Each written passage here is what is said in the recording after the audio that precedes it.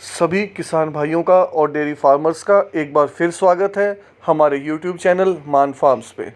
तो फ्रेंड्स, आज की वीडियो में हम एक ऐसे बुल के बारे में डिस्कस करेंगे जिसकी फर्टिलिटी या फिर कहें कंसेप्शन रेट, चाहे वो HCR हो, CCR हो, DPR हो, डॉटर प्रेगनेंसी हो, हीफर कंसेप्शन हो, काउ कंसेप्शन रेट हो, वो सारी बहुत ही ज़्यादा हैं।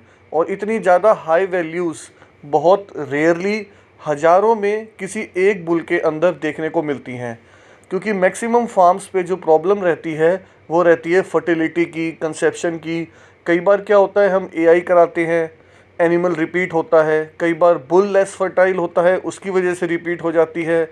या कई बार जो हमारी गाय हैं उसके अंदर कुछ कमियां होती हैं, इन्फेक्शन होता है या फिर विटामिन मिनरल्स की कमी होती है, तो जो एनिमल है उसकी वजह से भी रिपीट हो जाता है। तो बहुत सारे ऐसे कारण होते हैं जिसकी वजह से जो हमारी गाय है या हीफर है वो रिपीट होती है। उसमें से एक कारण ये भी होता है कि कई बार जो हम बुल यूज़ करते हैं उसका जो कंसेप्शन रेट है वो काफ़ी ज़्यादा कम होता है, काफ़ी ज़्यादा माइनस में होता है। तो इसी प्रॉब्लम को सॉल्व करने के लिए आज हम इस बुल को डिस्कस कर रहे हैं। तो ये बुल है वर्ल्ड वाइड सायर्स का और इसका नाम है रॉकेस्टर, और ये इसकी पेडिग्री आपके सामने है।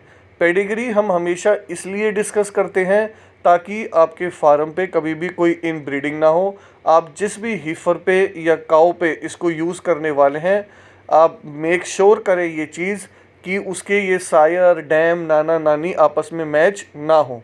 अब इसका जो सायर है वो है वेलकम लेजेंडरी, मतलब इसका फादर, और इसकी जो मदर है वो है OCD डेल्टा रे वेरी गुड 86, और जो इसका नाना है वो है मिस्टर मोगुल डेल्टा।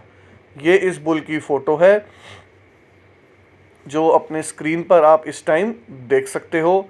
इसके बाद हम इसका मिल्क रिकॉर्ड डिस्कस करेंगे। तो ये आ गया है अब इसके मिल्क रिकॉर्ड के बारे में। पैदा हुआ है 24 मार्च 2017 को, तो लगभग 7-8 साल का ये बुल है। A2 है, बीटा कैसीन ज़्यादातर फार्मर्स देखते हैं कि A1 है या A2 है। और डॉटर एवरेज, क्योंकि डॉटर प्रूवन बुल है तो डॉटर एवरेज जो है वो है 12,164 किलो की, जो इसकी हीफर्स ने दूध दिया है विद 4.1% फैट। तो काफ़ी ज़्यादा अच्छा रिकॉर्ड है। 12,000 प्लस का रिकॉर्ड है, वो भी डॉटर्स का।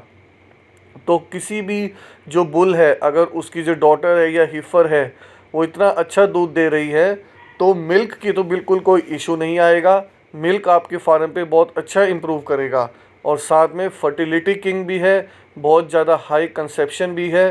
तो मेजर जो प्रॉब्लम्स रहती हैं फार्म पे, दोनों को ही सॉल्व करेगा, मिल्क को भी और फर्टिलिटी को भी। इसके बाद मिल्क इम्प्रूव करेगा ही। जो PTA मिल्क है +584 है। वर्ल्ड वाइड साइज के जनरली जो बुल्स रहते हैं वो मिल्क इम्प्रूवमेंट में काफ़ी अच्छे रहते हैं। प्रोटीन इम्प्रूवर भी है +31, और जो फैट है उसको भी इम्प्रूव कर रहा है +47। और ये जो डाटा लिया गया है प्रोडक्शन का डाटा, ये इसकी 200 डॉटर्स का एवरेज है, 200 डॉटर्स का जो रिकॉर्ड है वो है। इसके बाद हम बाकी इसके जो इंडेक्स हैं वो डिस्कस करेंगे। TPI बहुत अच्छा है +2743, मैंने पहले भी बताया है TPI के बारे में। इसके अंदर इसके सभी जो डाटा होते हैं, अडर का, हेल्थ का, फीट एंड लेग्स का, मिल्क का, सभी के थोड़ा थोड़ा परसेंटेज रेशियो फिक्स होती है। उसके बाद ये TPI डाटा जो है वो कैलकुलेट होता है। 2743 प्लस में है। इसके अंदर आपको इतना नहीं जाना है। इसके बाद जो NM है वो नेट मेरिट है, CM है वो चीज़ मेरिट है, क्योंकि यहाँ पर तो फार्मर ज़्यादा चीज़ निकालते नहीं हैं। फीड एफिशिएंसी है, ये इम्पॉर्टेंट है। फीड सेव प्लस में होना चाहिए, मतलब कि एक ऑप्टिमम अमाउंट ऑफ फीड, कहें तो थोड़ा कम फीड खा के ज़्यादा प्रोडक्शन देना। तो ये चीज़ें ज़्यादा बाहर जो होती हैं आपकी USA वगैरह में, वहाँ पर ज़्यादा डिस्कस होती हैं। नेट मेरिट डॉलर्स में, चीज़ merit, feed efficiency.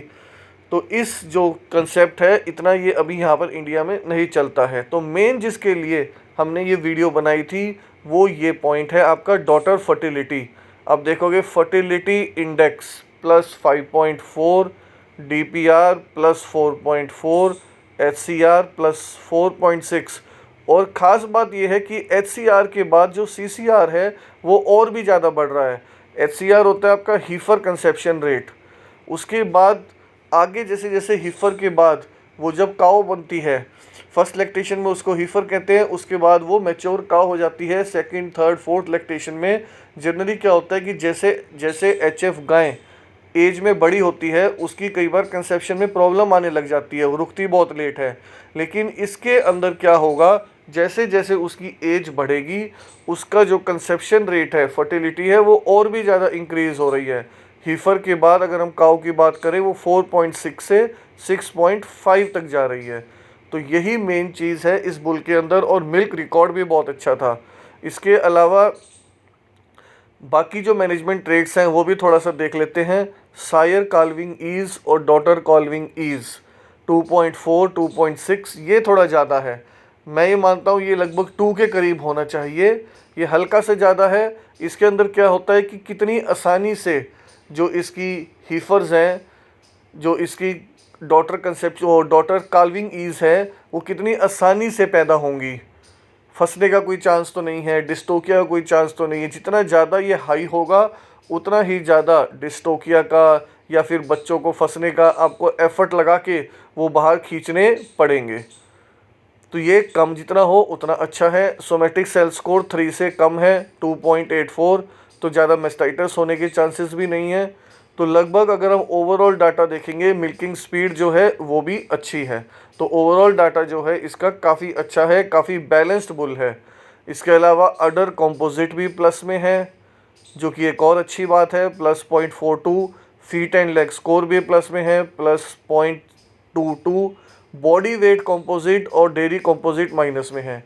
Generally body weight composite जो माइनस में होता है, क्योंकि जनरली वो होता है जो बुल थोड़े शॉर्ट स्टेचर के होते हैं और जिनकी जो स्ट्रेंथ है वो फ्रेल की तरफ होती है। वो आगे हम देखेंगे जो इसका कंप्लीट डाटा आएगा नेक्स्ट स्लाइड में कि क्यों इसका जो बॉडी वेट कंपोजिट है वो नेगेटिव में है। लेकिन वो इतना बड़ा एक फैक्टर नहीं है। जनरली जो शॉर्ट बुल्स होते हैं स्ट्रेंथ फ्रेल होती है और जिनके रिब्स ज़्यादा ओपन नहीं होते, उनके केस में ये चीज़ आ जाती है। पर ओवरऑल आप देखोगे पॉजिटिव चीज़ें ज़्यादा हैं।